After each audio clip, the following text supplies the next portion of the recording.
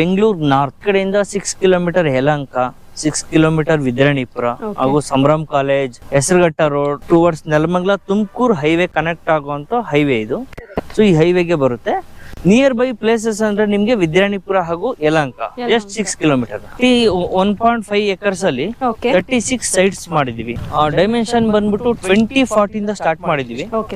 So 2040, 3040, 4040 ಇದೆ, 3050 ಇದೆ ಹಾಗೂ 4060 ಕೂಡ ಮಾಡಿದೀವಿ. ಇದು ಈ ಖಾತಾ ಬರುತ್ತೆ. ಬ್ಯಾಂಕ್ ಲೋನ್ ಕೂಡ ಆಗುತ್ತೆ. 3300 ಪರ್ ಸ್ಕ್ವೇರ್ ಫೀಟ್ ನೆಗೆಷಿಬಲ್ ಇದೆ.